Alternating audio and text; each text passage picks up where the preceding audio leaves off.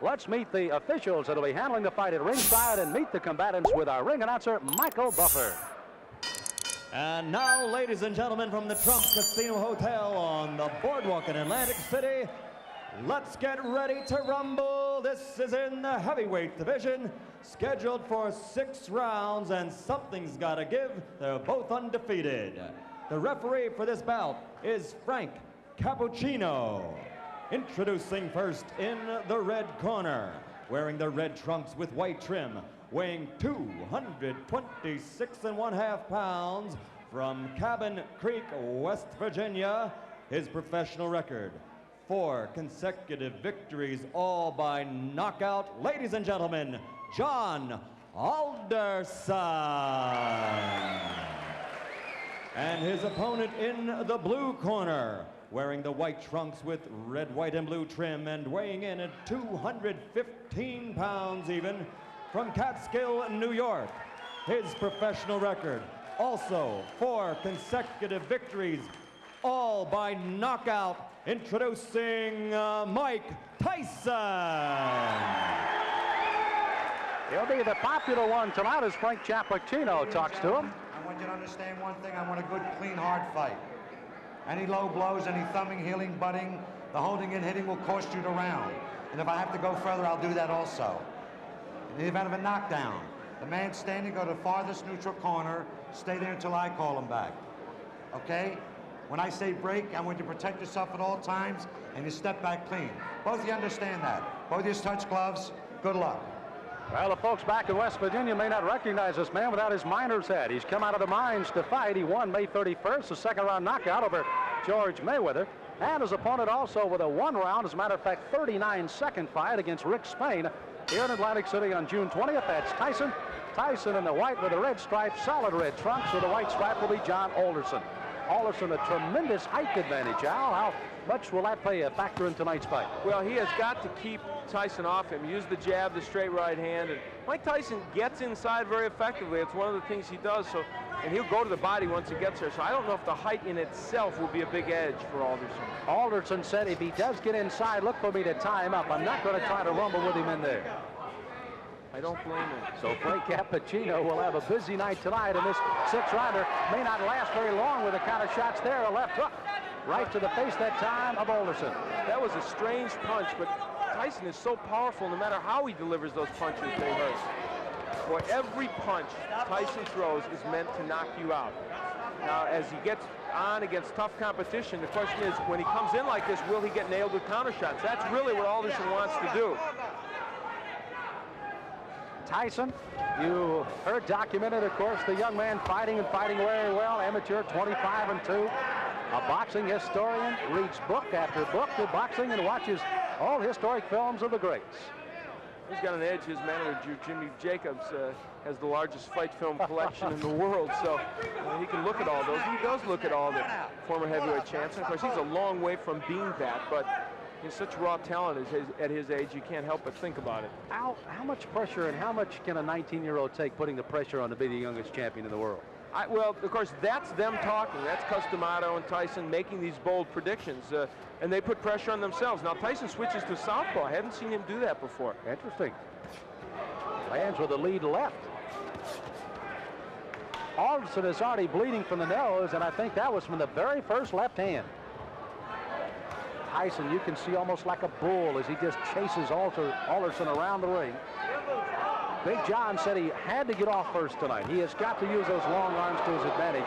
He has not been able to do so far in round 1. You know, when Tyson switches to southpaw, I think that's the clue for Alderson with that long reach and height to throw the straight right hand. I would just let that punch go. Alderson, a very good amateur record, 154-12. Took 3 years off from boxing, however. Worked in the mines in West Virginia. They started the laying off down there, and he went back into the boxing ring. And here he is at 4-0 with 4 knockouts. And already he's had a rugged first round. For Alderson, I think the key, he has got to throw that jab and follow with the straight right. Has done that only once and did land the right, although it didn't hurt Tyson. There it is. Now that right missed, but if he keeps doing that, he's going to give Mike Tyson something to think about as he comes in. There it is again, and he landed the right. At least to keep him from lunging at him with the big hands that he's throwing so far. That's exactly right, Sam. So the closing seconds of round number 1. Mike Tyson, the shorter of the two, against Big John Alderson.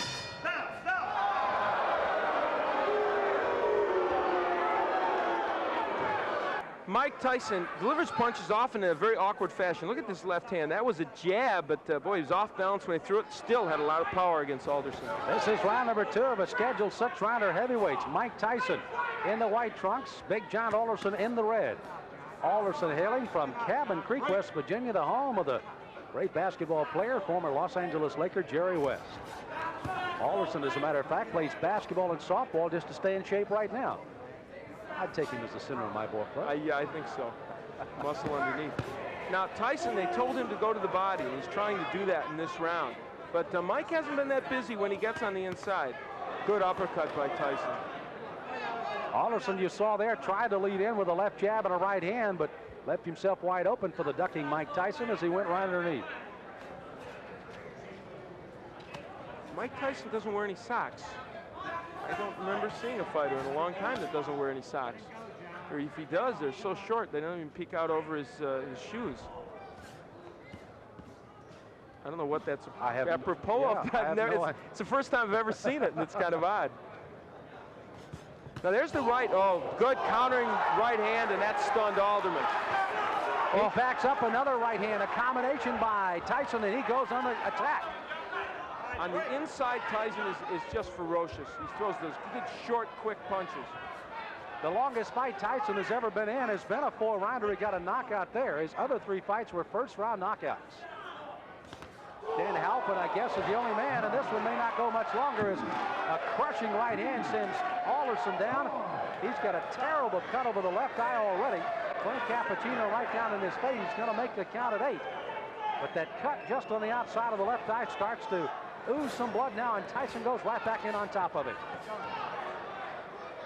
Tyson trying for his 5th straight knockout. Alderson weary on his feet, ready to go at any time. He's just trying to survive now. He's got to throw something out, though. He's laying in with Tyson. Frank may stop this fight. Ruling that as a slip, not a knockdown. Alderson peeking in over that swelling left eye, and here comes Tyson. Alderson throwing a right hand, no effect. Left hand that time sends him reeling against the ropes. He's almost virtually out on his feet right now, 29 years of age. Again, as I pointed out at the top of the show, that in itself could prove to be some difference in this fight, if nothing else. You know, Tyson looked at Cappuccino a moment ago as if, do you want to stop this? There he goes right back to work on that left eye as Alderson stays on his feet. Try to gamely throw a right hand as you see the closing moments of the 2nd round here. Alderson down in this round, may survive as he goes down again at the bell. He's got to get up. Now, a fighter cannot be saved by the bell in any round with the exception of the last, so he must come to his feet at the ruling of the referee says okay. He is, and he goes into his corner. But if he comes out to answer this bell, it'll be a gutty performance by Big John Alderson. Here's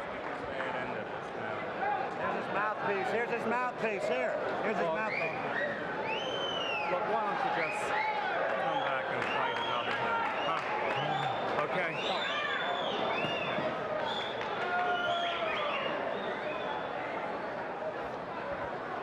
So you heard the suggestion of the doctors leaning in. Why don't you just come back and fight another day? Frank Cappuccino has not given us a word yet that this one is over, but he may very shortly here. John, church is out. The fight's over. The fight is over, rather interestingly put by Frank Cappuccino, as this one ends officially a TKO in the 2nd round by Mike Tyson. So Tyson goes 5-0 with all 5 knockouts, and it was a devastating 2nd round that proved to be the difference. Those short right hands. Now what happened is Alderman tried to throw the right hand continually, but what happened was Tyson learned how to counter it with his own right.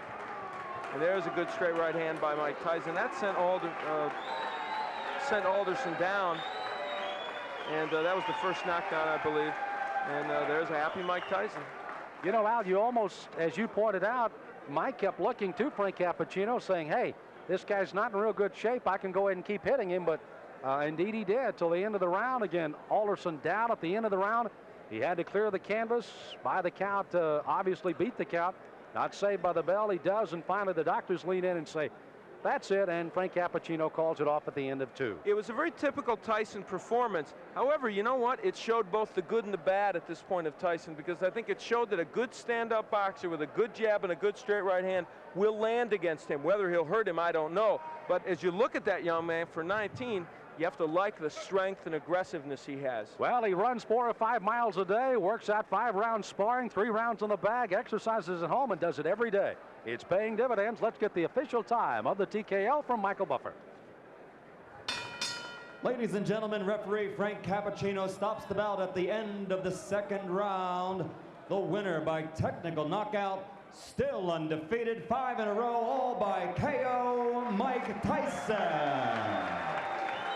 Well, Tyson, it looks like he may have just had a walk in the park rather than a fight tonight with Big John Alderson. Gets his 5th consecutive win, and for Alderson, that's his first loss after going 4-0 with 4 knockouts of his own. What's ahead for Mike Tyson? What's ahead as far as the pressure is concerned to be the youngest heavyweight champion of the world? Well, Al Bernstein's going to put those questions to him in a moment. Crowd here at the Trump Casino Hotel in Atlantic City got to see Mike Tyson work a little longer than he did his last fight that went only 39 seconds. Gets a 2nd round TKO, and he visits with Al Bernstein in the ring. Al? Well, Mike Tyson, it was a performance in which you showed, I thought, the power that we know you have and the aggression, but also maybe walked into a couple more right hands than you'd like. Well, the right hands that I walked into wasn't catching me solidly. They were grazing right hands, which I'm very peculiar when the right hand comes.